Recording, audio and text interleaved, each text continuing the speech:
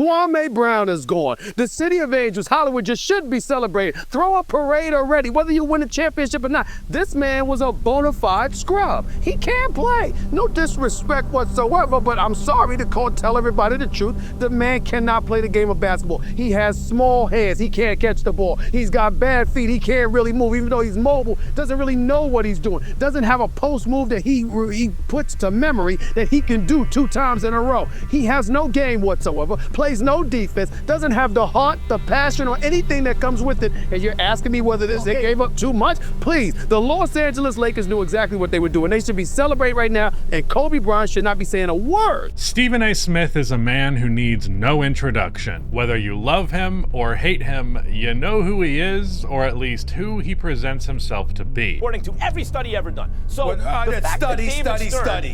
Studies. It's not about us. It's about the money. You don't want to make an enemy out of me. His place in the evolution of sports media is like James Harden's place in the NBA's foul baiting revolution. And while I don't personally think James Harden ruined basketball, I do think that Stephen A. Smith ruined sports journalism. He has reactionary, over-the-top takes, whether he's talking about the game that he didn't watch or running for president, while getting paid tens of millions of dollars so ESPN can afford to lay off the real journalists. The influence of Stephen A. Smith on sports media and debate culture is undeniable, which is why ESPN felt it was appropriate to team up with him and his production studio to make a 3-part documentary on the history of sports media, past, present, and future, up for debate, the evolution of sports media. And spoiler alert, it's not good, and it paints an incomplete picture, with a lot of favoritism towards ESPN and Stephen A, and in between the lines of what Stephen A has to say in Up for Debate, I think there's a lot more to read into. So welcome to the Stephen A. Smith Hater Manifesto.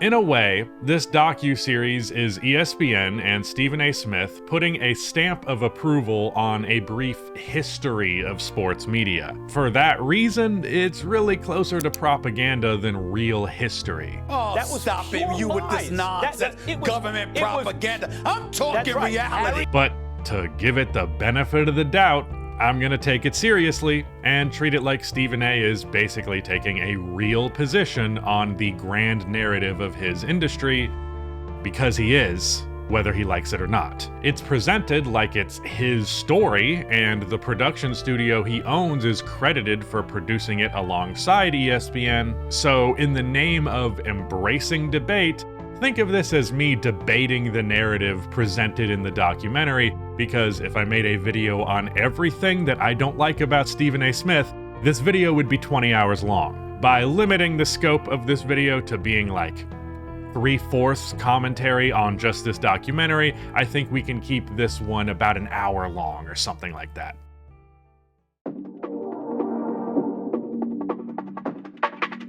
Stephen A. opens the documentary with a monologue where he basically takes the stance that he has an obligation to push the boundaries of debate, referencing the third rail, a metaphor that comes from the high voltage third rail in some electric railway systems that stands for any issue so controversial that it is charged and untouchable. Any politician or public official who dares to broach the subject will inevitably suffer politically. Stephen A. never claims to be the first guy to pledge allegiance to the third rail, though. In fact, he argues that this duty is a long-standing tradition in his field, citing other loudmouths of the past, segueing into the best part of this docuseries, where it tells an oral history of sports media through interviews of several members of the industry, with minimal appearances from Smith himself. The main exceptions being that opening monologue, followed by a cold shower grind set coded get ready with me segment,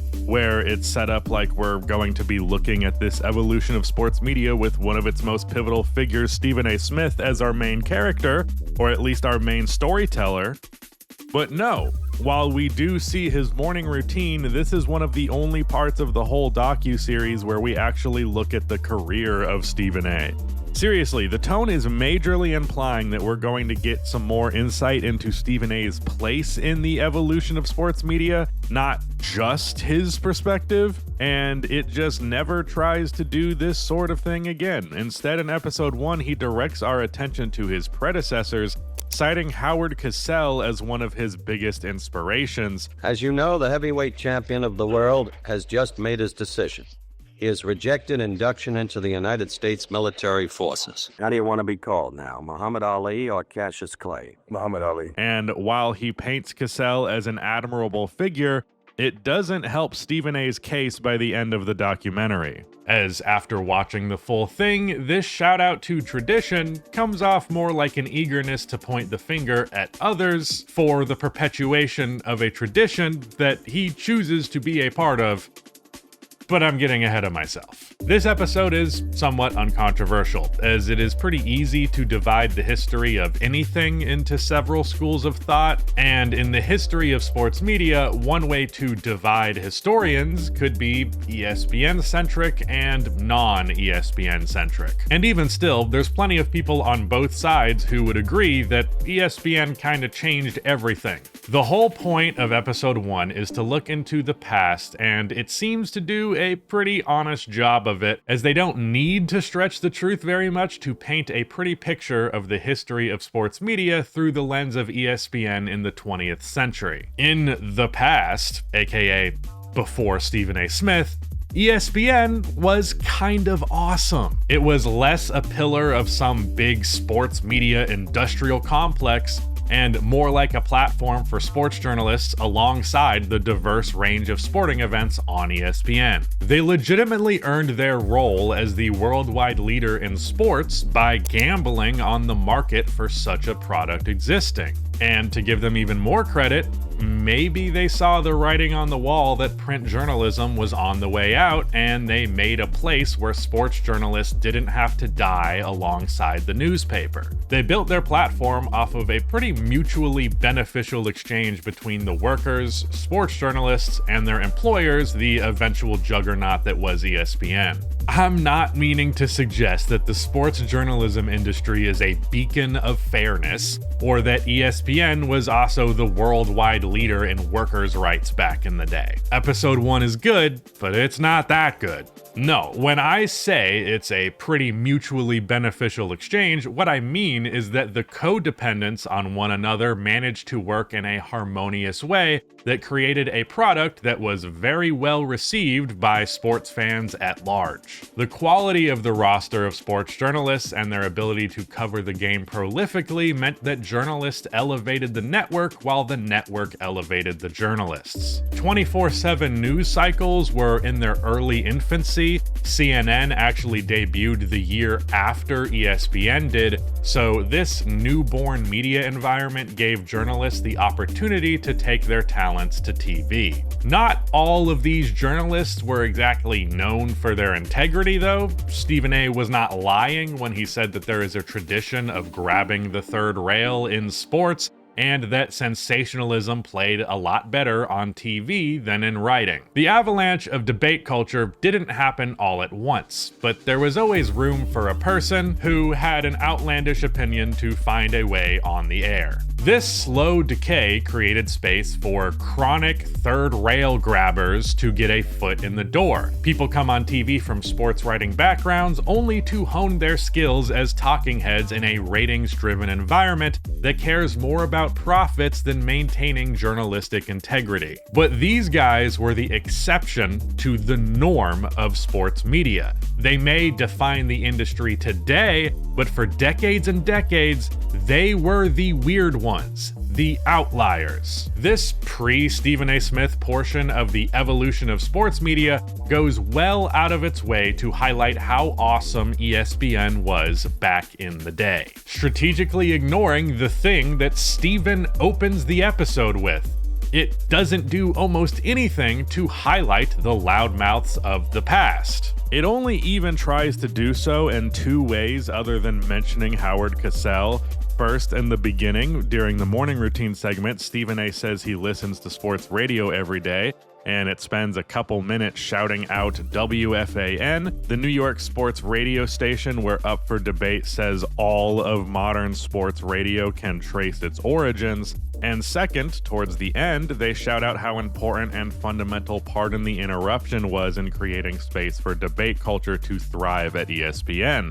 And while PTI and Mad Dog in the Morning are influential in their own ways, neither of them are ever portrayed as particularly ugly or third-rail grabby. No, these shows are depicted as highly respected, and while they share some similarities to the debate shows of today, they're seemingly nowhere near as toxic, and they're barely presented in any light that makes them resemble the sludge of modern ESPN. It seems telling that in the portion of the documentary that's primary focus seems to be painting the prettiest picture, they leave out the ugliness that happens during this era until episode 2. I believe that what you have seen debate television do, it has created an acidic, corrosive cruelty in how it is that we talk about athletes and games. Stephen A. Smith might own up to being a professional rage baiter, but even with this acknowledgement, Up for Debate seems to go well out of its way to not cover the career of Stephen A. too closely, even as we approach the era in which he rose to star status at ESPN. It's especially noticeable when you compare it to the amount of time they instead spend on detailing the rise of his most notorious partner in crime, Skip Bayless. Frankly, you can't tell the story of Stephen A. without mentioning Skip Bayless, so it kind of makes sense that episode 2 basically opens with a mini-doc about him. Skip himself was actually not interviewed for this documentary. That's in large part because the two were apparently not on speaking terms for a while between 2022 and 2025, and this doc was made in 2024. Despite not having an interview to add to the content of his segment, in terms of directly covering a single journalist's career, this doc 100% for sure spends more time focused on Skip than it does on Stephen A.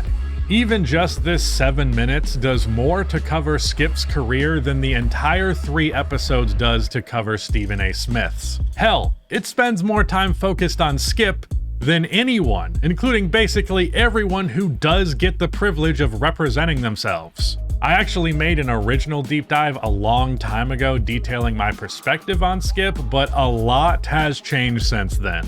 Like, if this video was made then, it would be the First Take hater manifesto, but Skip isn't relevant like that anymore, and he isn't publicly daydreaming about running for president, so allow me to air out my grievances with Skip again while we go over how Up for Debate tells it. Skip's impact on the decay of sports journalism is right up there with Smith, but Up for Debate only really depicts Skip's career at ESPN and before his union with Stephen A. as a debate partner. So with this omission of Stephen A. from the story of Skip Bayless, it kinda paints Skip as the poster boy for debate culture on TV. Most of the doc is told in chronological order, and with Skip, it starts on October 20th, 2003, when Cold Pizza debuts. First Take before First Take, bright and early in the morning. Then it goes to when the show evolves into First Take, debuting on May 7th, 2007. But it actually doesn't mention that it was August 2011 when Skip's role at First Take saw a dramatic increase. Quote, its ratings jumped 58% for the 3-month period ending in April compared with the previous year. Nearly 500,000 people tuned in daily to watch the live broadcast of grown men loudly arguing about sports issues at the unlikely hour of 10 a.m. on the East Coast and the even more unlikely hour of 7 a.m. on the West Coast, unquote. In fact, no one really gets much mention of ratings influence, besides for, of course, Stephen A. Smith. They are happy to point out the surge in viewership following his full-time status on the show towards the end of the Skip segment. So, instead of highlighting the catalyst in this kind of behavior from Skip, it points to an effect of that increase in relevance, as on September 14th, 2011, Chris Bosch came on to First Take to confront Skip Bayless for crossing the line. Thought you were soft and passive and unaggressive. You know, we're very prideful with the Bosch name, and I don't like it being made fun of. You could shut me up at any time by simply performing. This might be one of the most clear examples of the acidic, corrosive cruelty towards athletes that comes from debate TV culture, as mentioned in the doc by Dan Levitard. I do gotta say this as well, just as a side note.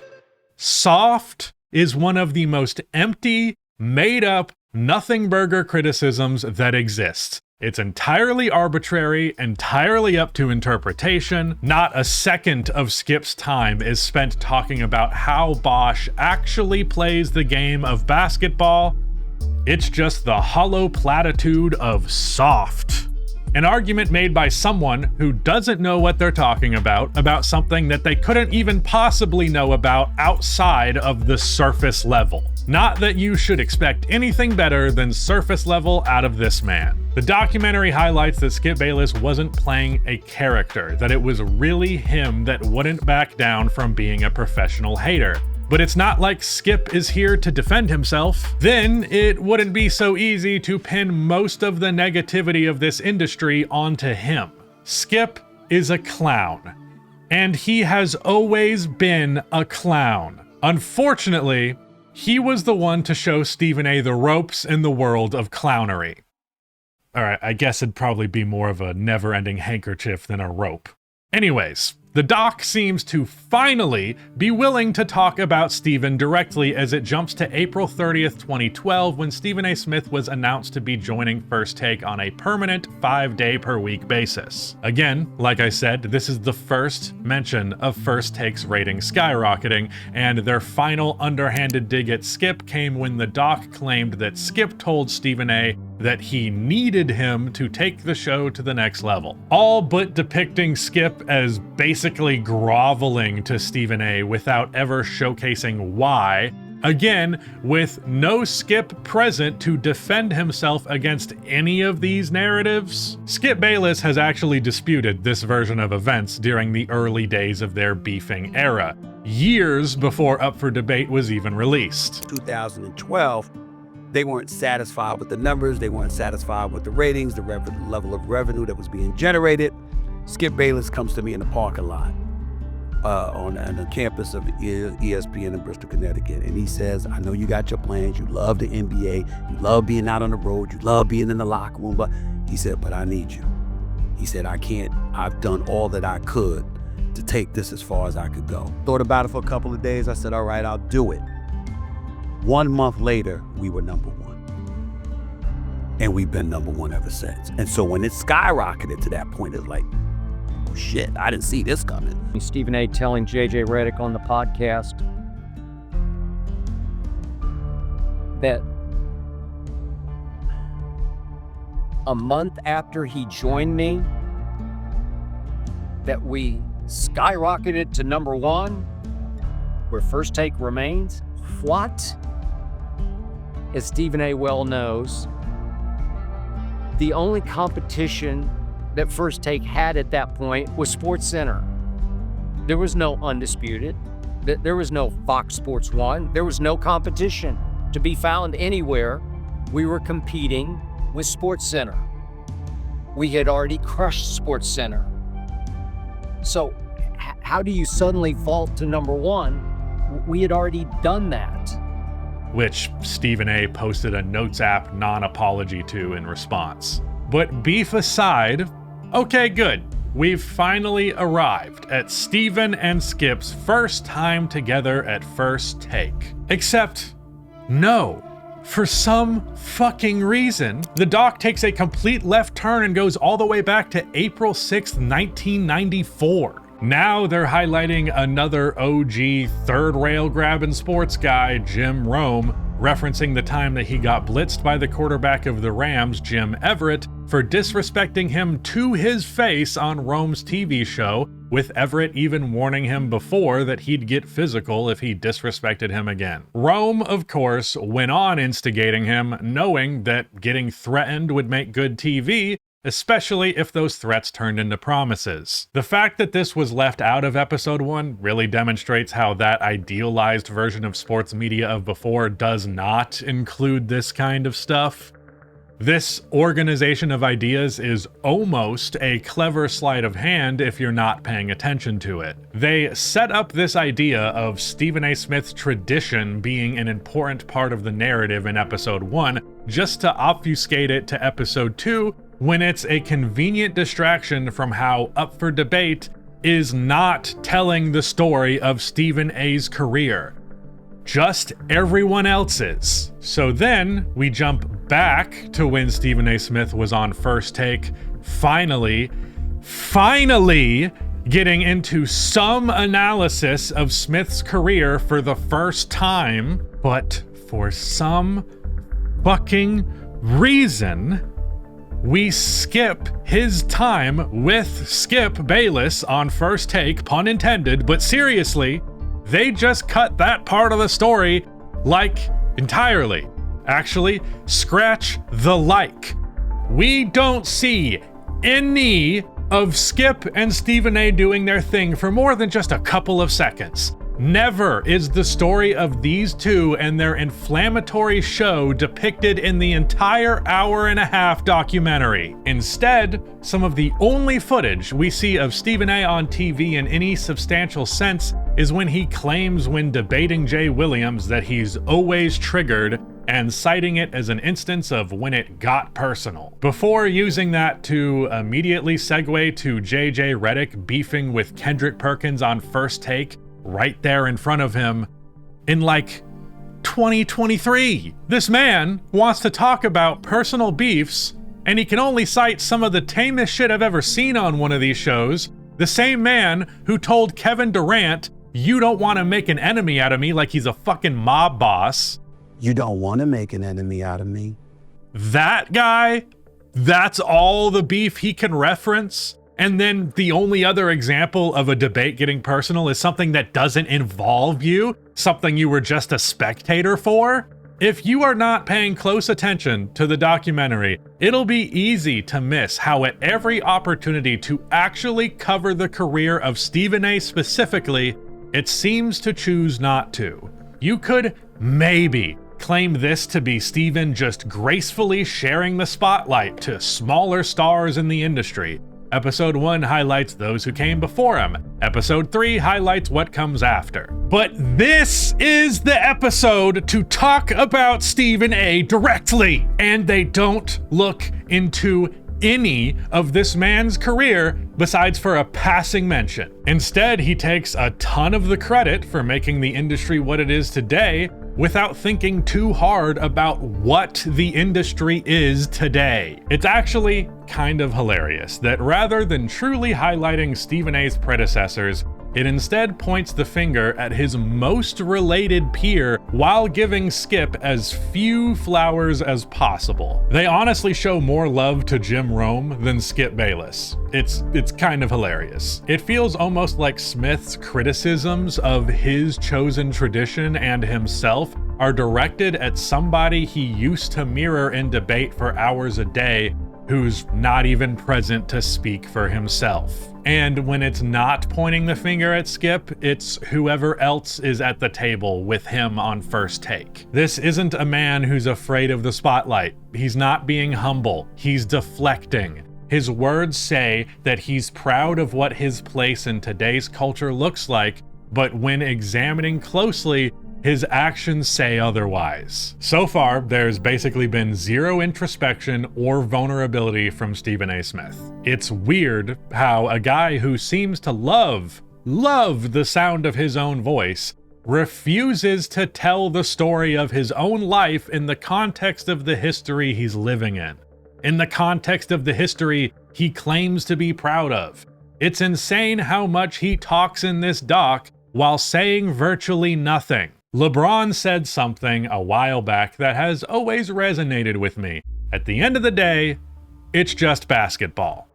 I don't think what Stephen A. did to sports media in a vacuum is a reason to hate the man. Don't get me wrong, it pisses me off to no end, but in some ways he opened the doors that I myself happen to walk through. And at the end of the day, sports journalism being in decline does stink, but there are a lot more important things to worry about. At the end of the day, it's just sports journalism. Or is it?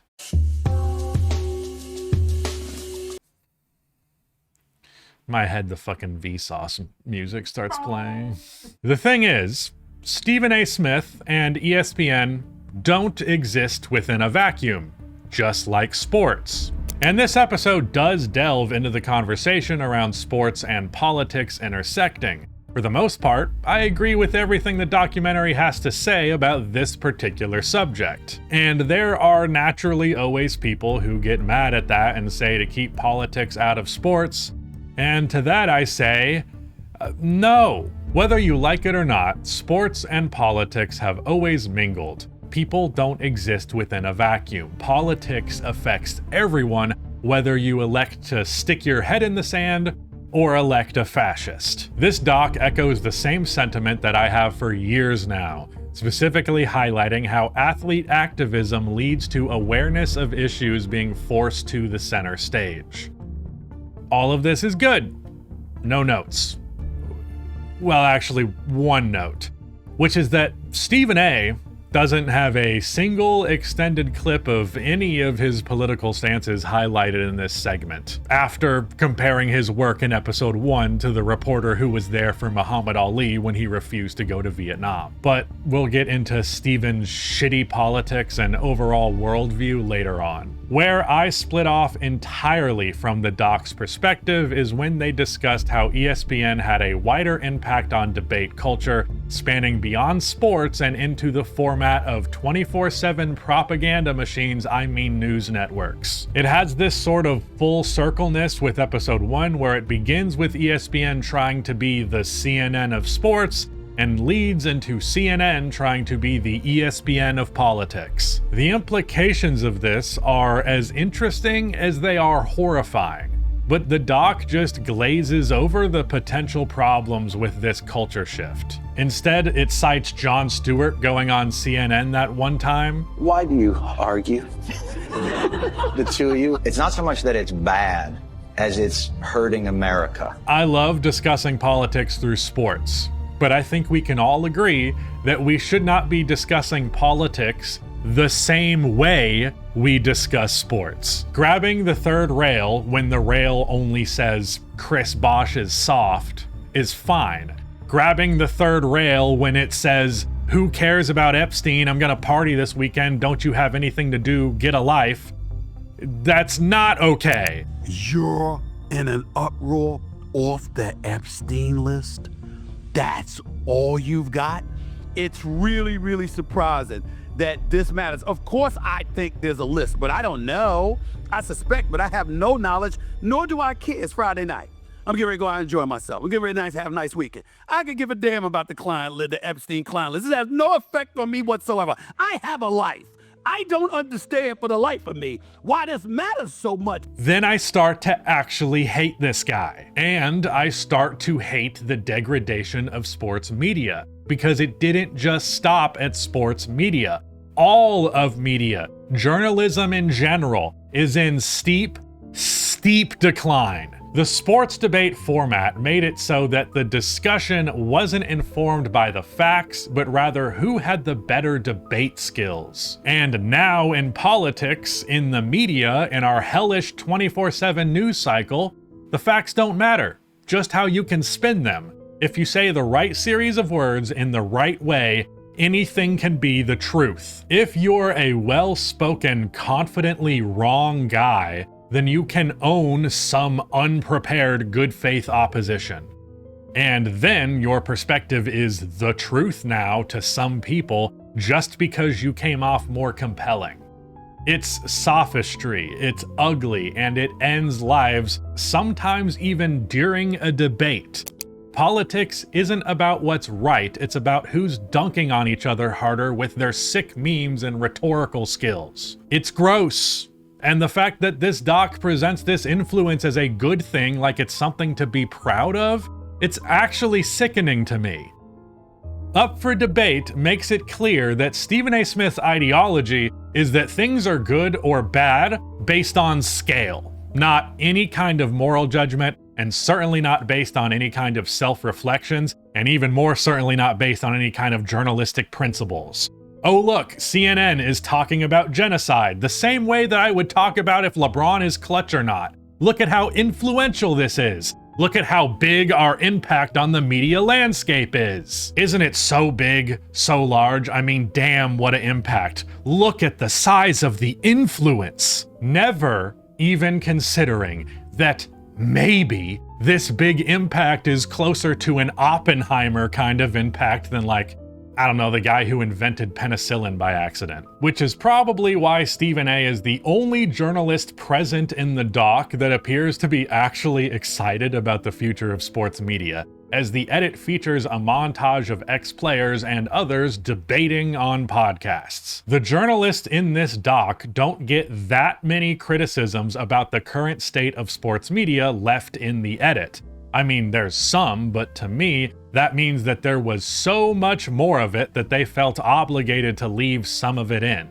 But even everything good or neutral they say is paired with a kind of defeated look in their eyes. All of them look like they just got back from a tour in Nam. But for Stephen, this isn't the monster that killed his career as he knew it. Instead, it's the monster that he created to propel his career beyond anything a sports journalist could ever dream of. He reportedly makes $40 million per year, way more than most star athletes. Even since taking a slight step back from being the top dog at ESPN to give him time to focus on his own podcast where he discusses politics and interviews guys like Eric Adams in softball quasi-debates. The future of sports journalism isn't journalism at all. For the real journalists featured in this doc, they seem put off by this, even if they don't get to air out their grievances much. But Stephen can only look at this apocalyptic landscape of his own making and smile. Look at how big that impact is. You know what the hell you talking about? Episode 3 is the most useless piece of shit out of all of this useless piece of shit of a documentary. Episode 1 is admittedly pretty good, but episode 2 bends over backwards to avoid its most prolific, consequential, and controversial character, the guy who's producing the fucking thing. It's also just propaganda. I mean, this doc in total maybe gives 5% of the time to dissenting opinions about modern sports media. Dan Le Batard has said that his interview was barely used in the documentary. The clip that we open chapter 2 with is the only brief moment of catharsis throughout the whole doc. Like, finally, a guy who shares an alternative, non-sycophantic perspective gets a word in, but that's it. A word. He's basically the loudest and most present voice suggesting that embracing debate might have been a mistake. It actually opens episode 2 by acknowledging how Dan and Stephen A. fundamentally disagree on the state of sports media. A few times, Stephen A. acknowledges his naysayers, but he arguably misrepresents them, and in the final episode basically says, go cry about it if you don't like it. I so desperately want to play the clip here because it's really funny how nonsensical it is, while there's generic dramatic music playing in the background over it. Unfortunately, we got a manual claim on our Shaq video, so I'm not making that same mistake again. But as I read these words, pay attention to just how much Stephen is saying nothing here. He basically says that we have a duty, not just the media, all of us have a duty, quote, as a child of humanity, to look at us and hold us to the standard of making sure that whether you agree or disagree with us, do you look at us and feel that we are doing things that serve the betterment of the whole? That's what Howard Cosell was thinking when he stood up for Muhammad Ali, unquote. Now, I don't necessarily disagree with the notion that people should consume content more responsibly and hold the people they feed their attention to accountable. And I mean, they are. First Take started to die after Stephen A. kicked out Max Kellerman for embarrassing him too much. Obviously, Max is going to get in here. Like I said, I'm in the streets. Max almost seems blacker than you, Stephen A.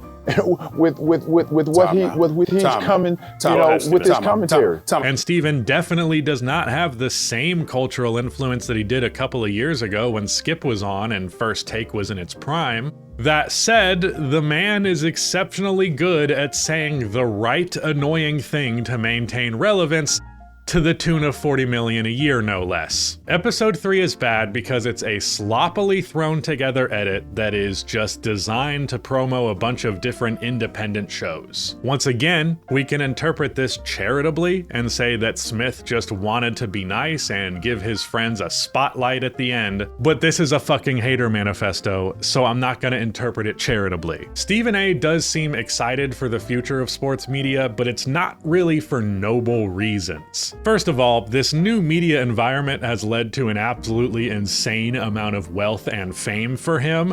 But second of all, he seems to view this as a challenge, like he wants the challenge of new competition, of new blood. I mean, that's what he's more or less saying is his motivation. I do think he was trying to come off cool, so he could just be bullshitting. But if it is sincere, I still don't think I'm excited about the future of sports media because I want to prove I'm still better than all of them is like a noble motivation. The other thing that irks me about it is they specifically only highlight forms of media that are not really direct competitors to ESPN themselves. It's all podcasts, specifically focusing a lot on Shannon Sharpe, which yikes. And when doing that, they also really only highlighted his celebrity interviews, again, something that is non-competitive with ESPN. And the thing that really irked me, yes, you heard that right, I was double irked, is that they featured Kenny in this doc,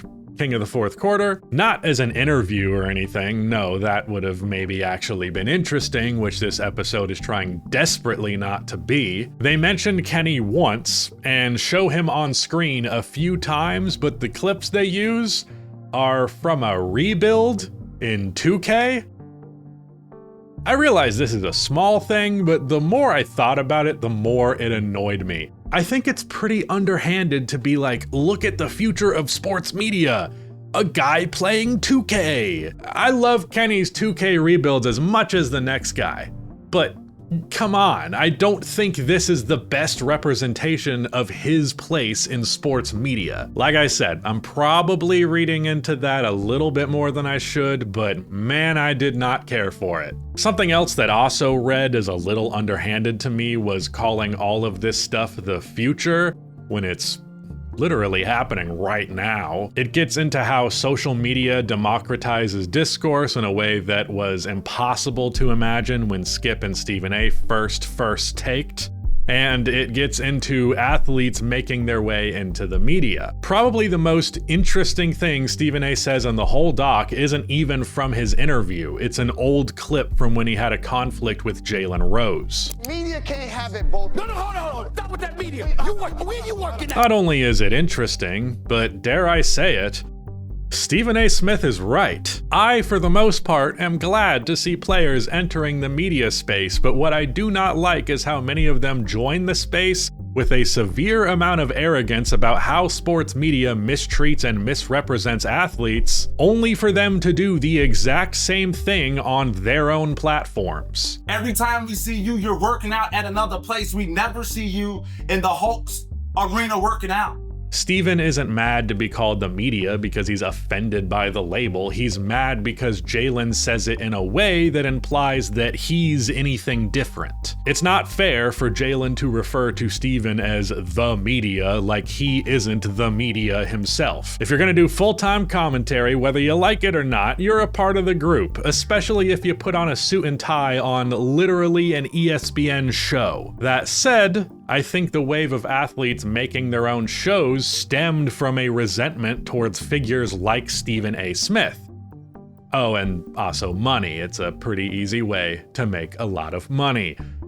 Or to become a lolcow. I guess that's more points for Stephen A. in the influence department. He lied and exaggerated so flagrantly for so long that athletes said, fuck it, we're getting our voice in the ring then. For the most part, I respect that. But I do agree with Steven in that exchange with Jalen Rose. If you're getting down in the pits with us, you can't act like you're above the pit. That said, it hadn't even occurred to me how little athlete representation there was in this. By little, I mean, I think the only athlete featured for an interview in the first 2 episodes was Troy Aikman talking about the dude who tackled Jim Rome. And then there's like one short clip of Matt Barnes. In episode 3, Matt comes on and says, yeah, this shit is annoying from a player perspective. And then he talks about weed. Again, something I respect very much, but I don't respect the choice from the producers to not get anything beyond the surface level here from the athletes. It's basically like, look at the good that can come from the wide world of debate. Matt Barnes can tell Stephen A about the historic racism around weed off camera and reflect on that conversation in this documentary. Yay. The only really noteworthy acknowledgement from this episode is about how the introduction of more and more ex-players as the faces of ESPN and sports media in general does even further limit the space for actual sports journalists. Before, you were competing with loudmouth jackasses with raging Adderall and ratings addictions. Now you're competing with those jackasses and players. Oftentimes, they're both. We never see you in the Hawks arena working out. As much as I am one for player empowerment, losing the principles of journalism in favor of putting mostly ex-players at the debate table so they can grab the third rail over and over and over again has been a losing situation for everyone involved. It's lined a few pockets, but it's gate-kept more opportunities than it's created, and it's certainly been poisonous to the discourse. All the while weekly quoting moments from interviews with new media people about how traditional sports journalism will always be there, without recognizing how they are actually just threatening the future of it, like how TV threatened the newspaper. ESPN has gone from a beneficial, rational business model for the most part, to something that's forced to degrade itself for the sake of maximizing profits in the wake of debate culture that itself claims it had to do with creating. Now, ESPN shows feature analysts looking to say the most inflammatory thing possible in hopes that some dumbass TikTokers and YouTubers react to it. Oh, I can't really do a fake gulp. Gulp.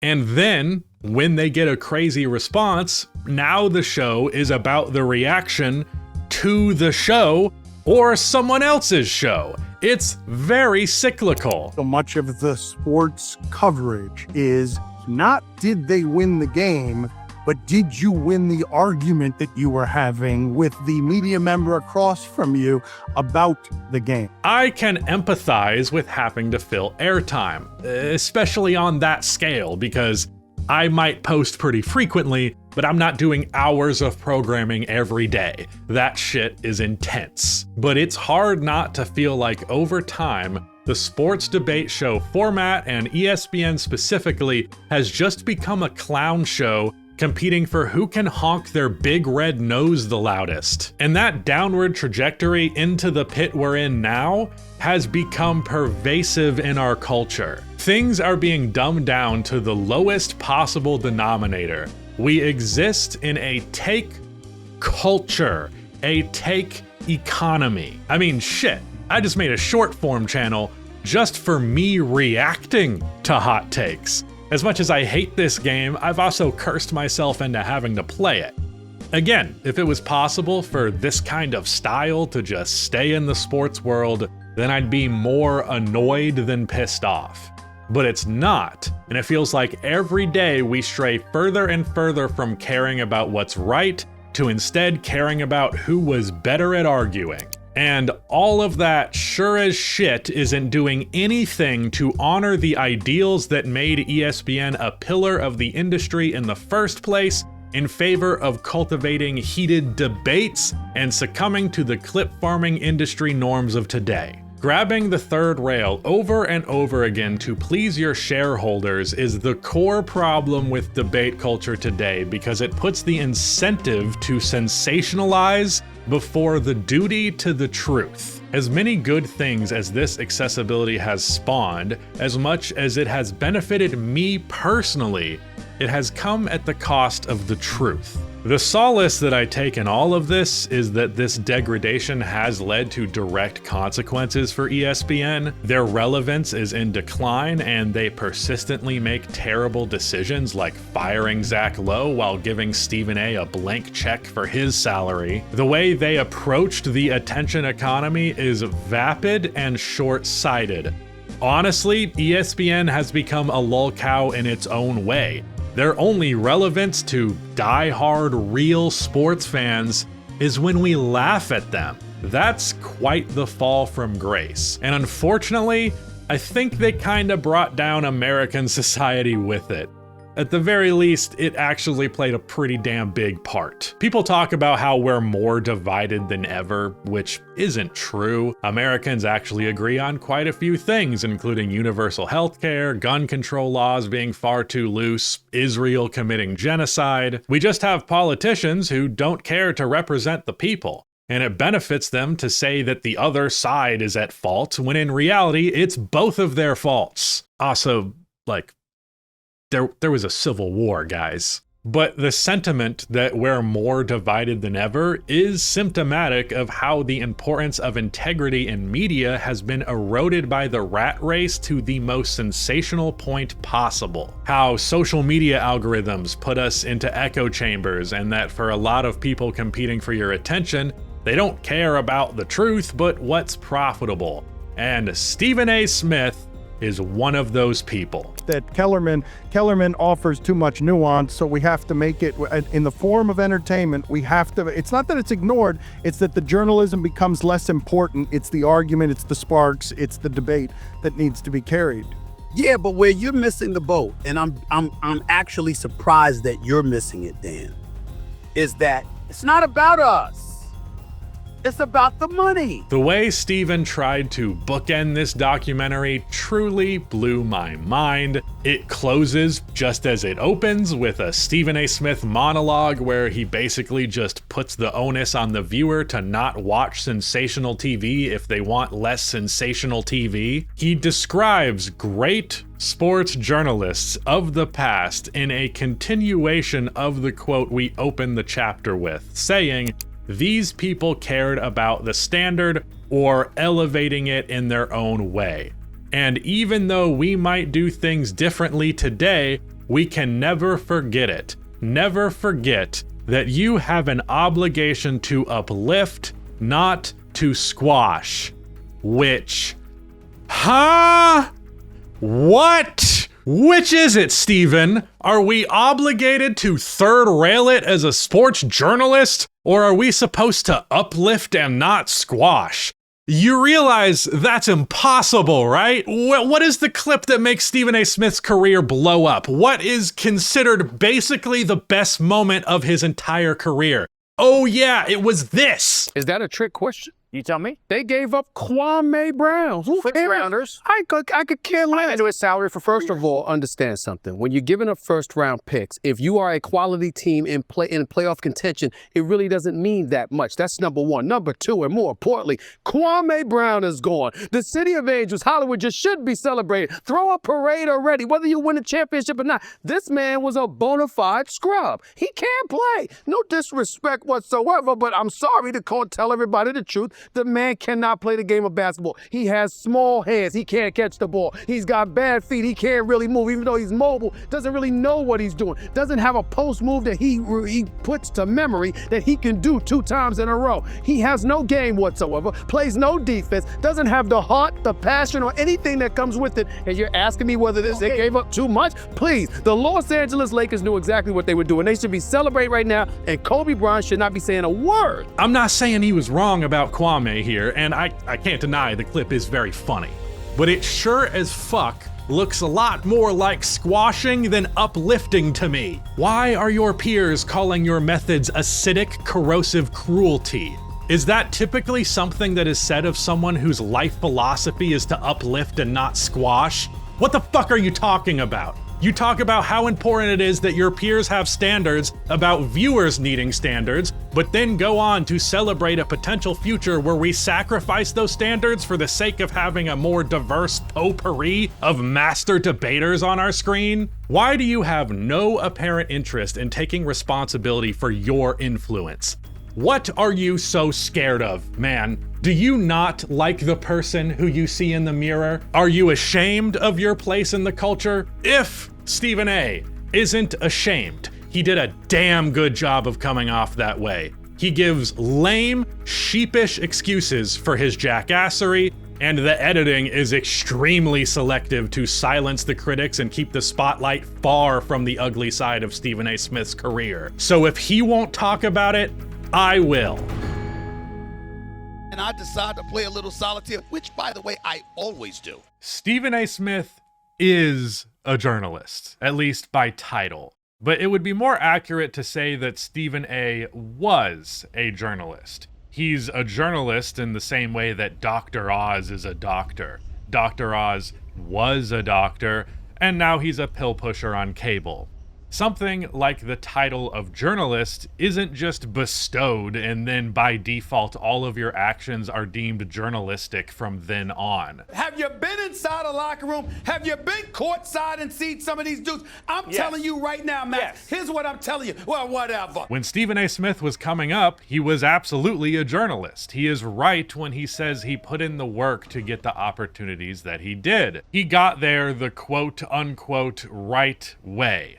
He's a journalist who put in the work in print to earn his spot on television. You might think that that's a success story in the field of sports journalism, but well, this video wouldn't exist if it was. It's not a success story for sports journalism if he betrays every semblance of journalistic principles that he may or may not have ever even cared about. Throughout this documentary, what really gets to me is how Stephen clearly fancies himself a pillar in the industry that has only continued the legacy of those who came before him. He seems to think that he's done a really good job of passing that torch successfully. But the reality of this timeline is more like he was passed the torch along with his elderly counterpart. He broke away from Skip's wrinkly-ass hand, held onto the torch some more, but took really poor care of it, didn't handle it with respect, bastardized it and tossed it away. Then he went and picked it up and passed that broken, nasty torch onto a lot of people who probably shouldn't have been given the torch in the first place.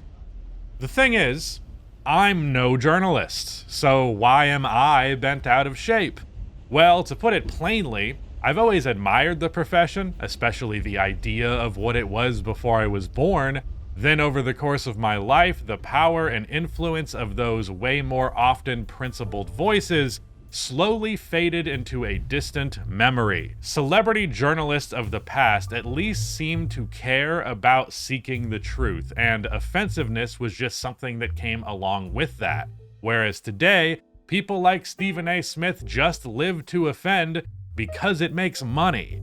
And it isn't just Stephen A. Smith, as debate slop has slowly but surely taken over the internet, and debate lords are being treated like biblical martyrs and messiahs. That's just my broader perspective. The more personal one is, I know a lot of sports writers. Some are friends that I know well, others are acquaintances that I have a lot of admiration for, and a lot more are people that I've never interacted with, but still do kick-ass work. These are people who love the game of basketball, people who love sports. They love it, they have talent for it, and increasingly, they have no home to showcase this work that isn't a platform that they've had to build all on their own, hoping that one day an ESPN-like company comes along and gives them a chance. And even the most successful among them have had their jobs taken away because they didn't do a good enough job of emulating the clown, or they presented some actually authentic perspective that doesn't align with the company. ESPN's ratings are nowhere near what they once were, and they lay off more and more people, but somehow Stephen A's salary just gets bigger and bigger. Now, don't get me wrong, this isn't strictly Stephen's fault. The core of this issue is in the people who ultimately decided that Stephen's brand of journalism was to be rewarded, while Zach Lowe's shall not. Who makes that decision and who should make that decision is something that's up for debate. But in the world as it is, its integrity be damned when you got ratings to worry about. Profit is the North Star, nothing else. Though I gotta say, I don't think this is a remotely sustainable plan in the long term. I really don't think this is a job that is meant to have a figure as large as Stephen A. Smith. This is an industry that would most ideally have a handful of stars of pretty equal footing. Stephen has slowly but surely taken up more and more of the spotlight and casted a wider and wider shadow over everyone else. He takes up space in terms of salary, in terms of airtime, in terms of relevance in the discourse. The man has become bigger than sports journalism, but he had to kill it in the process. Instead of regional experts in specific areas of sports getting airtime, these types are relegated to being Stephen A's prep guy. Big pundits who are expected to cover nearly all sports don't just become experts in all sports. They get fed information by experts and then perform that debate. And I think people miss when the real sports journalist could shine. I was thrilled by the Kawhi scandal that happened in early September. Not just because it was some news that I could cash in on during a dead offseason, but because of the type of scandal that it was. Punching up at billionaires, playing unfairly and exposing truths no matter how it might threaten the status quo. It wasn't manufactured rage bait to react to, it was real journalism. This was exposed by Pablo Torre, and it became the biggest story of the offseason, like by far. And the man at the center of it was a freaking journalist who did some journalist shit. I think the reaction by a lot of people, fans, media, and players alike, really showcased just how much journalism as a concept in our society has decayed. Calling the man a snitch for investigating fraud conducted by the 7th richest man on Earth? Like, that's just what journalists are supposed to do. Your job as a journalist is to stick your nose where it's unwanted. Now, I don't expect every sports journalist to go out here exposing shit like this, because there probably can't be that many stories out there like this.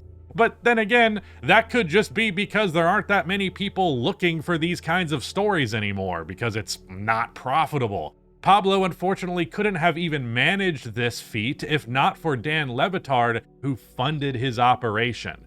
Torre has worked with ESPN, but his flagship show where he's been covering this story is outside of ESPN and under Le Batard's media network.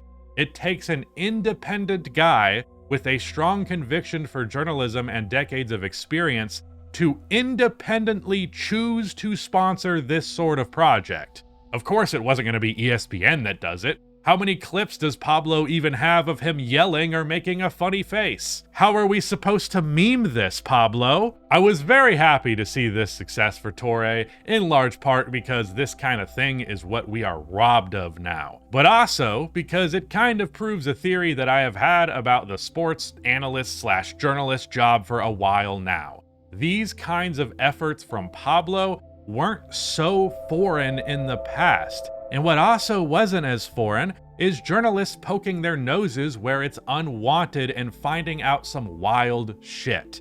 Don't get me wrong here, there is more constant scandal than ever before. So much that it's overwhelming. But a lot of it is self-inflicted or a product of our modern surveillance state and vastly over-exaggerated by outrage culture.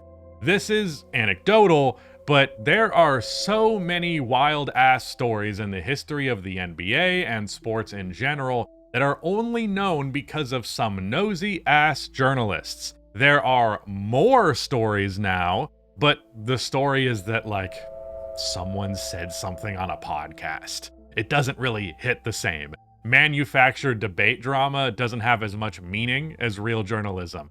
100 different first take segments doesn't have as much significance as just this one story.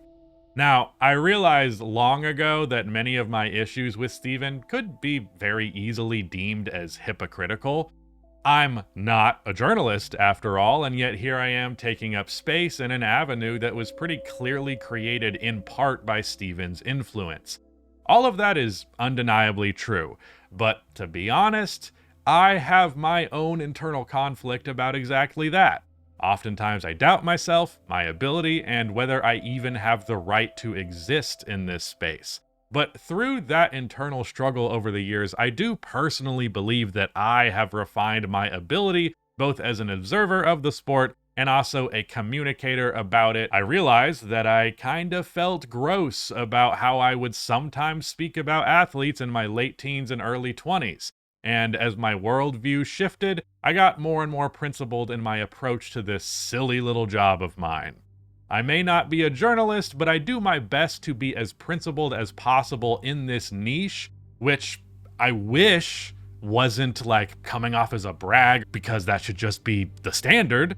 But those standards have been eroded. I was not good at my job for many years. I do not like watching shit from any earlier than like 2023. But through those trials, the number one most important thing to me was trying to be respectful and thoughtful in my commentary, especially with regards to the players. I also grew my contempt for Steven and Skip and their imitators throughout this time, and vowed to not be like them, to not have takes for the sake of saying something controversial. I try my hardest to mean what I say and say what I mean. My word is the most important thing to me. I try to be as forthright as possible, as level-headed as possible, and never cross the line with players where criticisms of their games turn into something weird and personal. I criticize players all the time, that's a part of the job, but I pay close attention to the lines that should not be crossed. Stephen A. Smith is a habitual line stepper. He does it all the time. He's crossed lines with players before, I've already mentioned it, but seriously, what the hell was he saying to KD that was just weirdo behavior? You don't want to make an enemy out of me. But where he's really crossed the line in the past is when he steps outside of the sports bubble. Stephen A. Smith was seemingly everywhere even before I became an adult, but his presence has really become oversaturated in recent years. Not necessarily in terms of relevance, but in terms of the sheer amount of yappage that this man gets off. I mean, he is talking all day, every day. It is hard work to be as dedicated as he is to quantity, but on the other hand, it comes at the consequence of sacrificing quality. Again, we see the big equals good theory at play, and I think a less reductive way to phrase that could be that when it comes to journalism, Stephen A. cares about the means way more than the ends. Stephen A. says a lot. So many words leave that man's mouth every day, but he simultaneously says so little. He has prioritized saying as much as possible over valuing his word and saying things as meaningfully as possible. In fact, I wouldn't even say it's really prioritizing, because that implies that one gets more over the other. No, he has sacrificed quality at the altar in exchange for as much quantity as possible. He's chasing growth for growth's sake. Change for the sake of change, not in the name of progress, not in honor of the truth. It is just for the sake of making money off of reaching for the third rail. It's not about us. It's about the money. That's fine when he's on sports shows. He'll go on there and say some dumb things, get clowned on Twitter for it a little or whatever, but like nothing too serious. As long as he keeps the energy up, gets a few solid clips in, and maybe even a meme out of it, he's done his job. Who cares? But unfortunately, this same approach really falls apart when you're discussing delicate subjects. Steven is often caught tactless in situations where tact would be really fucking useful. It's actually impressive how much he manages to put his foot in his mouth in a far more flagrantly offensive manner the moment the topic resembles something serious. Now, he's done this in the past. But what I've tried to employ the female members of my family, some of who you all met and talked to and what have you, is that, again, and this is what I've done this all my life, let's make sure we don't do anything to provoke wrong actions. Because if I come or somebody else come, whether it's law enforcement officials, your brother, or the fellas that you know, if we come after somebody has put their hands on you, it doesn't negate the fact that they already put their hands on you. So let's try to make sure that we can do our part in making sure that that doesn't happen. Now, you got some dudes that are just horrible, and they're going to do it anyway. And there's never an excuse to put your hands on a woman.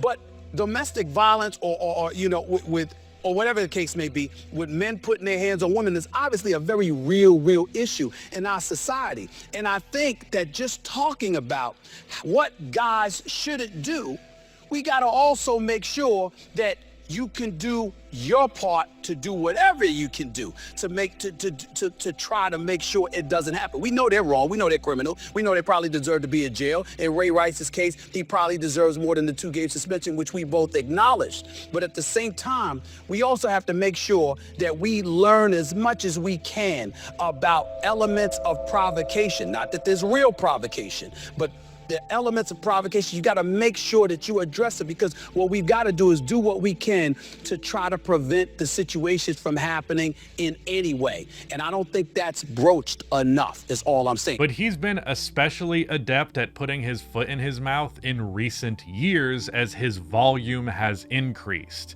The more Steven talks, the more controversies he starts, and none of them were worse than this shit a few months ago. You're in an uproar off the Epstein list? That's all you've got? Now, Steven defends this by saying that he was talking to Trump fans specifically in this clip, and to be fair, he does build up to this moment from that standpoint, but that's not where he's at by the end. I'm getting ready to go out and enjoy myself. I'm getting ready to have a nice weekend. I could give a damn about the Epstein client list. This has no effect on me whatsoever. I have a life.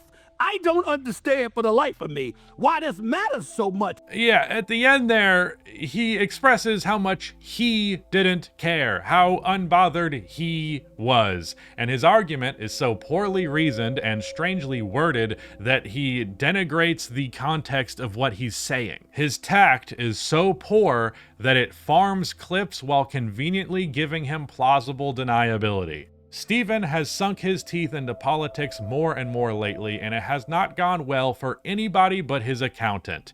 He even floated the idea of being president one day, which unfortunately resulted in me having one of my worst takes in a while, which is that I kind of liked the idea. Not of him winning, but at least him running. At first, he seemed like, just based on his sports personality, that he'd be a far more belligerent and charismatic Democrat, something that I have been hoping to see for a while. Democrats need more people on stage calling out their neoliberal bullshit. Their unwillingness to accept criticism and embrace the actual left-leaning audience that was dying for representation is why they lost the 2024 election. Dem politicians talk through PR speak, and they need to be meaner. I have held that opinion for a while. But well, Stephen A. didn't actually do any of that. In fact, he pretty much immediately disappointed with his interviews of Democrats, where he doesn't crack down on them even a little bit. He doesn't turn up the heat at all. Mr. Bombastic can't raise his tone in the presence of Eric Adams, a comically corrupt Democrat. If his attitude was that he would shake things up, he would have proved it here. But no, this man who's ready to stand 10 toes down on his sports takes is sheepish and tucks his tail between his legs when encountered by real political figures. When just talking about the issues, the same character comes out, only entirely inappropriately. My only issue with Jimmy Kimmel and this whole brouhaha he finds himself inflamed with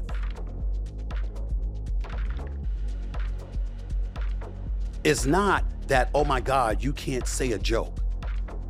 I am incredibly alarmed by what appears to be our First Amendment rights being attacked.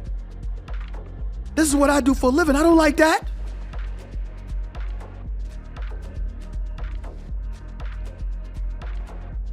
But you know he's coming.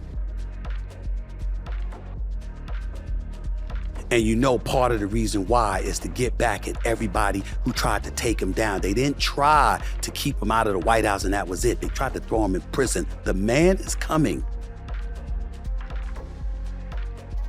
And you have to adjust accordingly. Nexstar has to adjust. All these broadcast corporations have to adjust. Madison Avenue has to adjust. Wall Street has to adjust. Corporate America has to adjust. China's had to adjust. Mexico has had to adjust. France, England, Germany, everybody has to make an adjustment. It's the real world. I don't like it. I'm alarmed by it. I'm scared of it. But I have to march forward. As do all of you. That's what I was saying about Jimmy Kimmel. That's what I'd say about Stephen Colbert or anybody else. Part of winning the game is knowing the game you're playing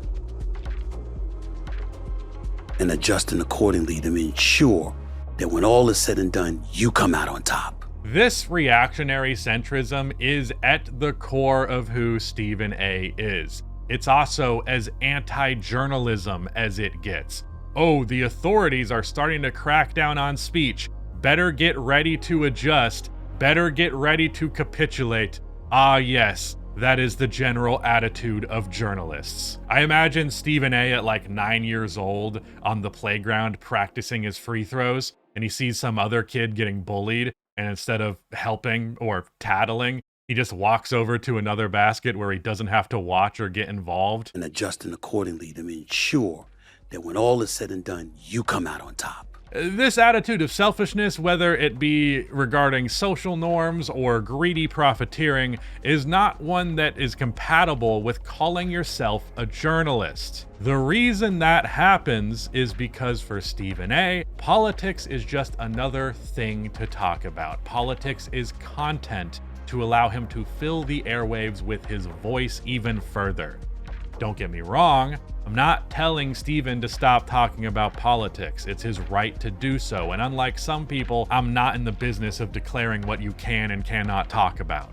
Like I said earlier, politics affects everybody, and that does include Stephen A. Smith. So he can keep talking away, please, by all means. But another part of free speech is someone else being able to say, hey man, this sucks. And yeah, Stephen A.'s politics fucking suck. He talks about himself like he's up there with Howard Cosell, and later in episode 2 when they discuss politics intermingling with sports and sports commentary, he talks about that being a good thing, even a downright responsibility, and goes as far as to say debate culture was fundamental to it all. But in the compilation of on-air personalities having big and powerful moments using their voice for good causes, Stephen A. doesn't make an appearance. And I think that says a lot in a documentary that is meant to propagate this man. This documentary is supposed to make Stephen A. look good, and they couldn't even dig up more than one clip of Stephen A. Smith making a coherent and substantive point, at least specifically in the moment, because he loves to act like he was a supporter of certain causes after the fact. I think that he was blackballed. I think that it was unfair what has been done to him. The one clip included in the compilation is him talking about Colin Kaepernick, but years and years after the actual event went down. Think about it this way. Here we are today talking about Colin Kaepernick. We're talking about everything from his hairdo to his socks and anything in between. And he has stolen the spotlight in terms of a subject of this nature from the LeBron James, CP3, Carmelo Anthony, and Dwayne Wade. We were incredibly proud of what they did in terms of their willingness to be conscientious observers and to speak eloquently about the issues, the trials and tribulations that have sullied America to some degree when they opened the ESPYs the way that they did. Now you've got people looking at them and saying, you know what? Everyone agreed with their position. Nobody was disagreeable or could disagree in any regard. So as a result of that reality, how much of a significance was it actually that they did what they did when you juxtapose that to what Colin Kaepernick did? Nobody's judging here. I'm simply presenting the dilemma that exists, because you're going to have people who look at Colin Kaepernick that are completely and unequivocally against everything that he is doing and everything he proclaims to stand for. And then you have another portion of America that's going to stand up and say, we are with him 100%. This is the second coming of Tommy Smith and John Carlos. We applaud him and what he is doing. This is what it's all about. And then you've got the Afro look, and you're thinking that it's reminiscent of the days of the 60s. It's reminiscent of the Black Panthers. I mean, the only thing that was missing was the leather jacket, for crying out loud. I think Stephen A. Smith knows what he's guilty of deep down. I think he doesn't honestly hold himself as some positive pillar in a storied tradition of journalism, but his ego won't allow him to say that. All it allows him to do is quiet down and shy away from the spotlight for a little bit. And to be fair, that is pretty substantial for someone like Stephen A. Smith. That's about as close to introspection as he seems capable of. But for a documentary, it leaves the thing feeling empty, with more to read in between the lines than in the lines themselves. A documentary that says a whole lot while saying almost nothing. So in a way, I guess it was a pretty apt representation of Stephen A. Smith.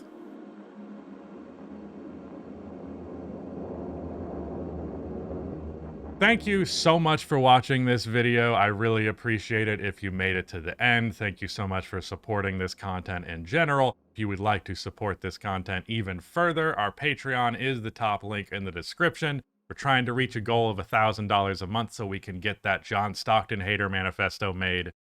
But yeah, again, thank you so much for your support. Every time I get to one of these videos, I'm like, damn. At the end of one of these videos, I'm like, damn, crazy that I get to do this for a living. Thank you so much. But yeah, that's it. Goodbye.